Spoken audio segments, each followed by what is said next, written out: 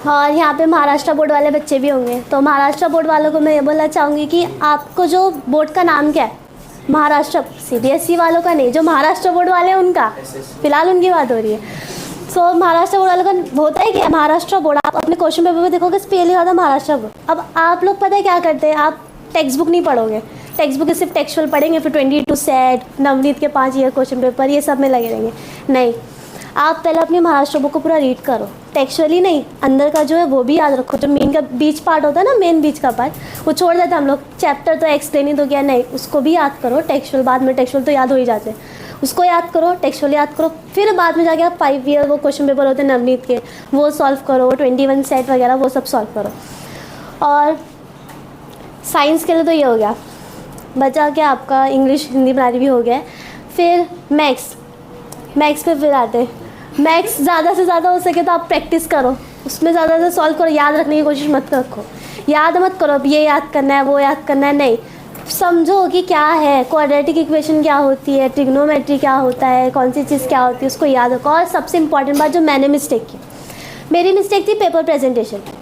आपको पता है आप MCQs जो लिखते हो उसमें फर्स्ट करके आप आंसर लिख दिए, फिर उसको कट करके सेकंड लिखते हो, गलत। मैंने ये मिस्टेक क्यों, मैंने अपने मैथ्स के पेपर में, मैथ्स में भी MCQs आते हैं, मैथ्स में सब पेपर में मैंने यही मिस्टेक क्यों, MCQs लिखी, कट करके फिर सही लिखी, पहले गलत लिखी फिर सही लिखी, फिर मैंने ऐसा भी क्यों सही है उसको गलत, ऐसे नहीं होता है। पेपर प्रेजेंटेशन बहुत इंपॉर्टेंट होता है, कट पुट बिल्कुल भी नहीं। और MCQs पे ध्यान दो, आप पहले पढ़ो उसको कि ये है तो यही है। जल्दी जल्दी में हम लोग को तो घाई होती थी, हम नर्वस होते थे, फटाफट MCQs करें, पेपर छूट ना जाए, MCQs करो, आगे का हो जाएगा, ऐसा नहीं होता। ध्यान दो, पूरा पेपर प्रेजेंटेशन देखो। और आप लोगों को ये पता ही होगा 2 मार्क्स का है तो 4 पॉइंट लिखना है, 3 मार्क्स का है तो 6 पॉइंट लिखना है, नहीं आता, ध्यान दो। सब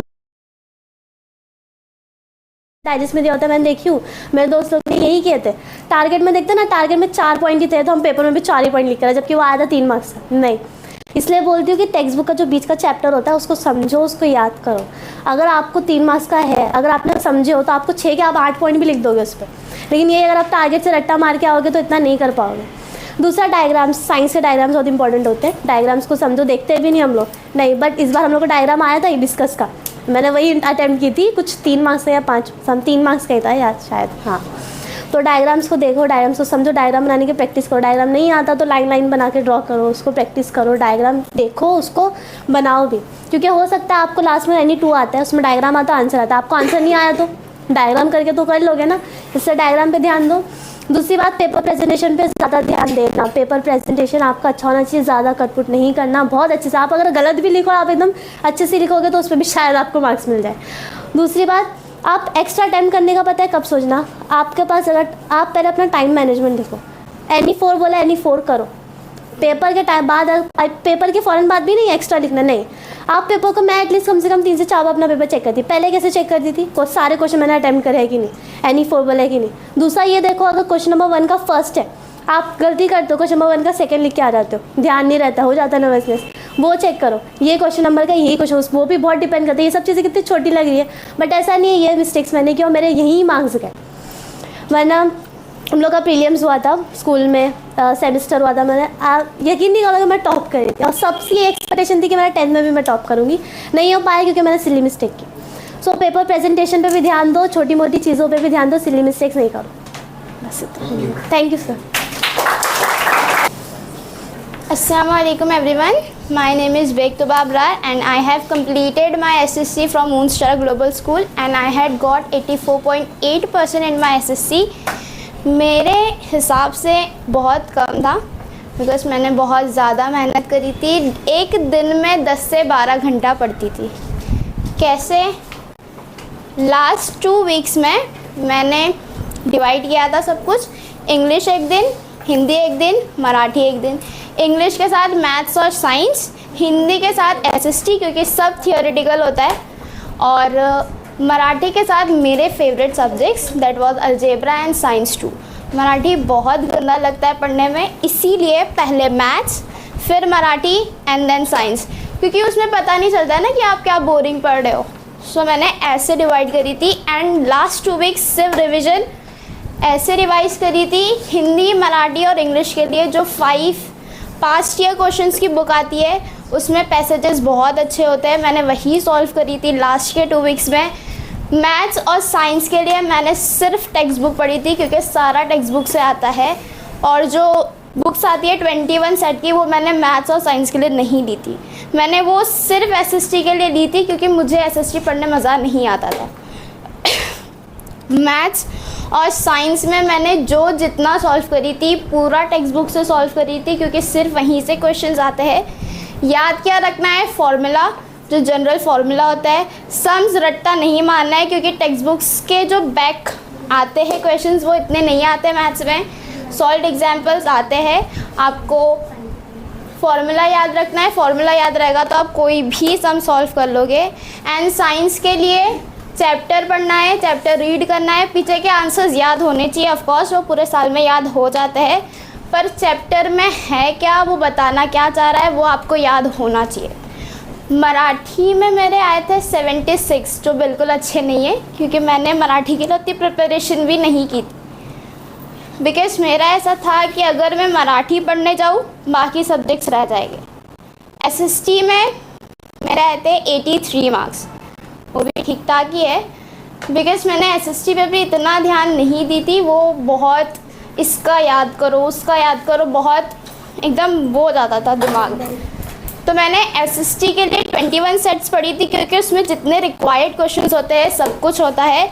ज्योग्राफी के भी मैप्स भी होते हैं, उसमें सारे बेसिक क्वेश्चंस भी होते हैं, उसमें वन वर्ड क्वेश्चंस जो आते हैं पेपर में वो भी होते हैं, सब कुछ होता है। मैंने एसएसटी के लिए सिर्फ 21 सेट, हिंदी के लिए जो 5 क्वेश्चंस थे वो, इंग्लिश के लिए भी वही, और अलजेब्रा और उसके लिए साइंस।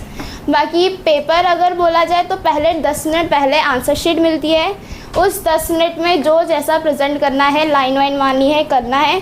जब क्वेश्चन पेपर मिलेगा 3 से 4 बार पहले क्वेश्चन पेपर पढ़ना है, क्योंकि उससे क्लियर हो जाता है कौन से क्वेश्चंस है। जो पहले आता है उसको पहले अटेम्प्ट करना है, बाद में जो नहीं आता उनको टाइम देना है। एंड इंग्लिश में आपका सिर्फ 1 घंटे में पैसेजेस हो जाने चाहिए, बाकी के 1.5 घंटे में 15 मिनट में ग्रामर, और बाकी का जितना टाइम बचा उसमें राइटिंग स्किल, क्योंकि राइटिंग स्किल में बहुत ज़्यादा टाइम लगता है। मराठी में भी सेम एंड हिंदी में भी सेम। बचा इतना ही।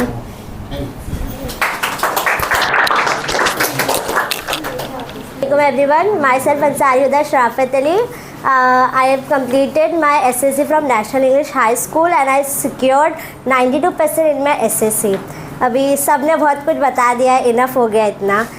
आप लोगों के दिमाग में क्या क्वेश्चंस है, क्या क्वेरीज है, क्या पूछना चाहते हैं आप लोग वो मुझसे पूछ सकते हो, क्योंकि अब तो पता चल गया मैथ्स में क्या करना है, इंग्लिश में क्या करना है, एसएसटी में क्या करना है, सब कुछ ऑलमोस्ट पता चल गया। अब यहाँ पे ना बहुत सारे आप लोग, बहुत सारे जन बैठे हैं, सबके जहन में ना बहुत अलग अलग क्वेश्चन। सर सही बोल रहे हैं, पेंसिल, इरेजर, शार्पनर, जिससे भी रिलेटेड क्वेश्चन है ना, क्वेश्चन पूछ लो। कोई ऐसा नहीं होना चाहिए कि पेपर के टाइम के आपके दिमाग में कोई भी क्वेश्चन बाकी रह जाए।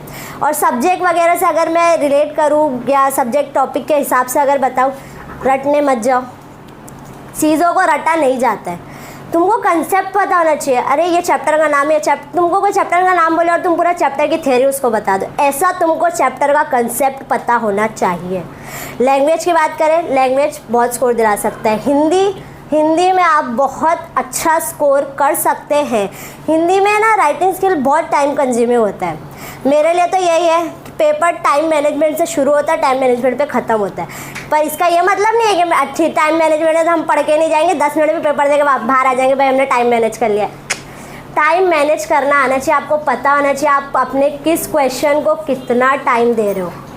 और अब तो ऑलमोस्ट सब कुछ हो गया होगा, नासिर सर है आप लोगों को पढ़ा रहे, अब तक तो रिवीजन वगैरह सब कुछ हो गया होगा, ऑलमोस्ट डन है। तो अब आप लोगों को क्या क्वेरीज है आप लोग वो पूछ सकते हैं। एक बार अपने मार्क्स बता दो। मेरे इंग्लिश में 88 आए थे, हिंदी में 92, मराठी में 88, साइंस में 98, मैथ्स में 88 और एसएसटी में 92। एसएसटी देखो अभी यहाँ पे सब बैठे, सबका कुछ कोई वीक सब्जेक्ट होता है, कोई अच्छा होता है। अभी इसमें से किसी का एसएसटी वीक है, किसी का अच्छा है। मेरा एसएसटी अच्छा था। मुझे ऐसा लगता है कि हर दूसरा आंसर पहले आंसर से रिलायबल होता है, मुझे ऐसा लगता है। हर क्वेश्चन में ना मतलब अगर आंसर पढ़ने बैठो, अगर समझ के पढ़ो ना, तो ऐसा लगता है कि हाँ ये आंसर से रिलेट कर रहा है। सबका अलग अलग परसेंट, किसी की मराठी लिटरली में बहुत अच्छी होगी, वो बहुत अच्छा स्कोर भी कर सकते हैं, किसी की नहीं होगी। मेरा मराठी एवरेज था, ऐसा भी नहीं था कि बहुत अच्छा था कि बस मैंने मराठी का पेपर लिया और मैं लिखना शुरू कर दूँ, इतना भी अच्छा नहीं था। और ये भी नहीं कि पेपर आ गया तो मैं चुपचाप बैठी हूँ, मैं पेपर ही देख रही हूँ, ऐसा नहीं है। होता है, सबका अलग अलग पर्सपेक्टिव है।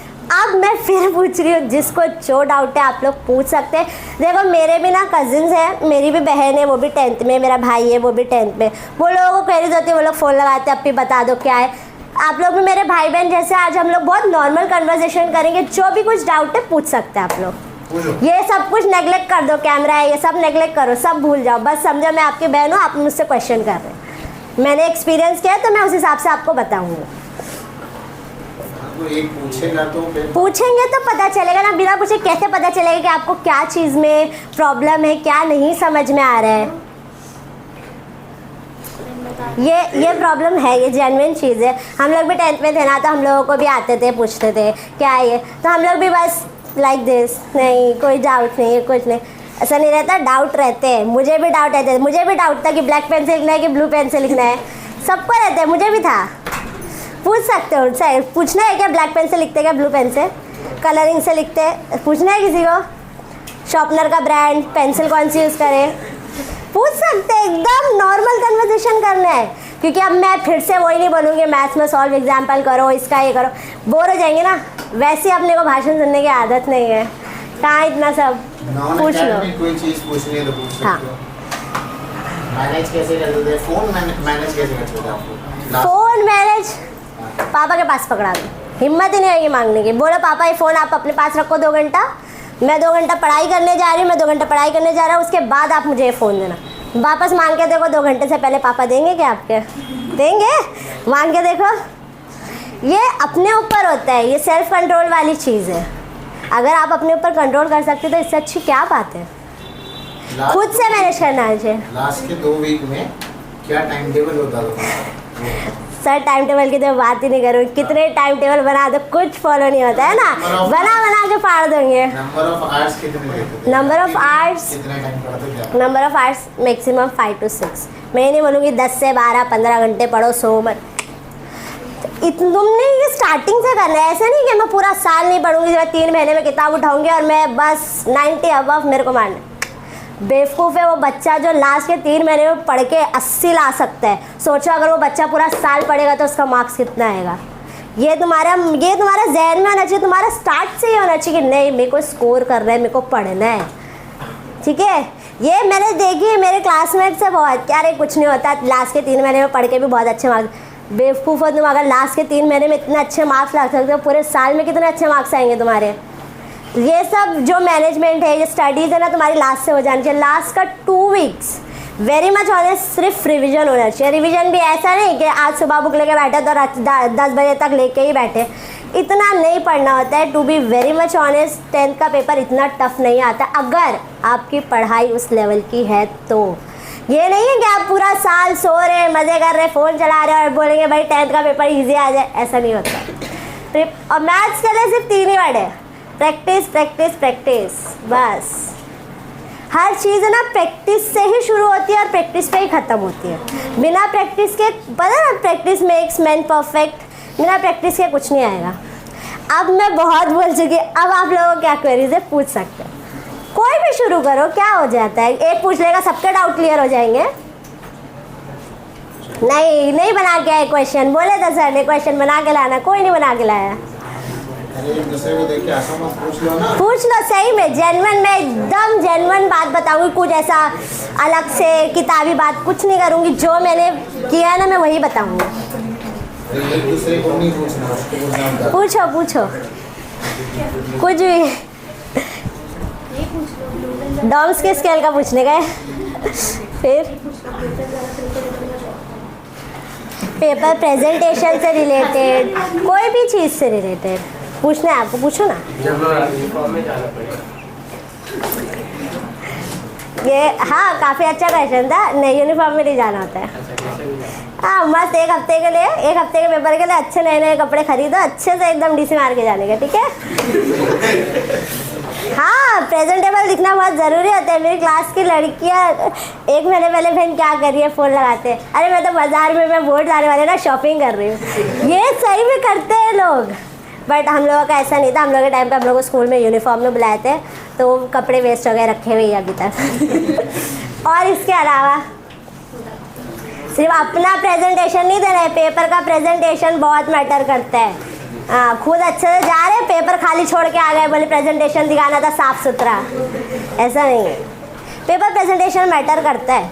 और ये गाने वाले लिखने का किसका किसका आइडिया है इसमें से, किसको ये सवाल के गाने लिख सकते हैं? हम लोगों को भी होता था ये डाउट। हम लोगों ने भी पूछा है कि गाने लिख सकते हैं, गाने नहीं लिख सकते। वही पढ़ा लिखा टीचर आपके पेपर चेक करने जा रहे हैं, वो गाने लिख के कैसे मार्क्स दे देंगे आपको? और इसके अलावा यार ऐसे थोड़ी होता है। अब नॉर्मल कन्वर्सेशन कर रहे हैं, हम लोग बोल रहे, तो आप लोगों को भी बोलना है ना। बोलो ना, तुम पूछो, क्यों नहीं पूछ रहे आप लोग क्वेश्चन? सब डाउट क्लियर है, एकदम रेडी सेडी पोए, बस पेपर दे दो, अब भी लिख देंगे हम। इतना शायद पेपर फील करो। पेपर के दिन सुबह में भी आप उठ के रिवाइज करते थे? नहीं, मुझे ऐसा लगता है ना कि अगर आप अभी वो काम करने जा रहे हो और उससे पहले आप उसको लेके बैठो ना, तो मुझे ऐसा लगता है, देखो सबका अपना अपना नज़रिया होता है चीज़ में। मुझे ऐसा लगता है मैं अगर वो काम 10 मिनट पहले करूँगा मैं भूल जाऊँगा। और जाहिर सी बात है, पूरा साल आपने पढ़े, पूरा साल आपका हो गया, 10 मिनट पहले क्या ही कर लोगे? क्या ही कर लोगे? पूरा साल तुमने साइंस की किताब नहीं उठाई, तुम बोलोगे 10 मिनट पहले उठा के भाई हम साइंस में PhD कर लेंगे? नहीं होगा ना। क्या कर लोगे 10 मिनट में? तुम मेहनत पूरी साल की रहती है। ये जो पूरा साल मेहनत करेगा ना, उसकी मेहनत दिखाई देती है। और तुम बोलेंगे कि भाई हम मेहनत नहीं करेंगे, हमको मार्क्स चाहिए, हो ही नहीं सकता। मेरी बहन है, स्मार्ट वर्क और हार्ड वर्क की बात है। मेरी बहन ने गधा मजदूरी की है। मैं बोलूँगी सिर्फ स्मार्ट वर्क करो, क्योंकि हार्ड वर्क गधा भी करता है ना। क्या मिलता है इसको? करता है ना हार्ड वर्क। स्मार्ट वर्क करो। नाज़ी सर ने सब बता देंगे कौन से क्वेश्चन आते हैं, क्या है। मुझे नहीं लगता कि सर के पास पढ़ने के बाद कुछ भी डाउट बाकी रहा होगा पेपर से रिलेटेड। तो आई एम वेरी श्योर कि कुछ नहीं होगा। हम खुद सर के पास आए थे वो पूछने के लिए, तो उससे रिलेटेड तो नहीं होगा। मेरी बहन ने इतना पढ़ी, इतना, उसके पास इतनी बुक्स थी, इतनी बुक्स, बट देन टू उसका परसेंटेज कितना है? सिर्फ 54 है ना। शॉकिंग। उसने दिन रात पढ़ाई की, वो 10-10, 12-12 घंटे पढ़ती थी, पर उसने स्मार्ट वर्क नहीं की ना। जिसने जो बोल दिया वो किताब उठा लिए, पढ़ लिए, ऐसा नहीं होता है। स्मार्ट वर्क होना चाहिए तुम्हारे पास। तुम एक किताब को चिपके रहो, तुम महाराष्ट्र बोर्ड वाले हो, इससे ज़्यादा तुमको और क्या चाहिए? तुम सिर्फ टेक्स्ट बुक पढ़ के जाओ। तुम क्या आंसर है जो तुम नहीं लिख सकते? सब लिख सकते हो। मेरा सिर्फ ये कंसेप्ट क्लियर होना चाहिए। कंसेप्ट क्लियर है, तुम आंसर लिख सकते हो। That's it. अब और कोई क्वेश्चन? मैथ्स में स्मार्ट वर्क वगैरह कुछ नहीं चलता, सिर्फ प्रैक्टिस चलती है। हार्ड वर्क करके क्या करो? प्रैक्टिस करो, अच्छे से प्रैक्टिस करो। सब फॉर्मूले याद होने चाहिए, सब चीज़ें पता होनी चाहिए। बस इतनी प्रैक्टिस करो ना कि क्वेश्चन देखो और तुम मुंह से आंसर बता दो, तुमको पेन उठाने की भी ज़रूरत ना पड़े। वो प्रैक्टिस करने लगा ना, वो अपने आप दिमाग खुलता है, पता चलता है अरे हाँ ये क्वेश्चन है, इसका तो मुझे आता है, अरे इसमें ये फॉर्मूले लगे, मैं तो सॉल्व कर सकता हूँ। ईजी है। और 10वीं इतनी टफ नहीं होती है ना। सब रिश्तेदार के प्रेशर, बहन ने बोली मेरे घर में इतना आया था, मुझे इससे ज़्यादा लाना है, सब प्रेशर में आते हैं बच्चे, एकदम वो हो जाते, फ्रस्ट्रेट हो जाते। कुछ होते हैं ना, फ्रस्ट्रेशन में जो पढ़ते हैं ना उतना भी छोड़ देते पढ़ना, कि नहीं भाई हमसे होगा ही नहीं है इतनी टफ। हम लोग को भी लगता था कि यार 10वीं है, क्या करेंगे, खाना छोड़ देते, सोना छोड़ देते, अरे 10वीं किताब ले रहे, 10वीं किताब। इतनी टफ नहीं है अगर आपकी प्रिपरेशन है ना। वेरी मच ऑनेस्ट, 10वीं इतनी टफ नहीं है। बाएं हाथ का खेल है 10वीं निकालना, अगर तुम्हारी प्रिपरेशन अच्छी है तो। गर्ल्स तो कुछ सवाल ही नहीं पूछ रही है, बिल्कुल ही कुछ नहीं पूछ रहे गर्ल्स तो। बॉयज़ में से आ भी गए कितने क्वेश्चन? नाराज दोनों पूछो। मुझे बता ही नहीं अपना पेन का नाम। पूछ लो, सही में बता रही हूँ। 3 रुपए वाली फोर्ट पर अभी वो 4 की 5 रुपए की हो गई ना मेरे। हाँ देखो 4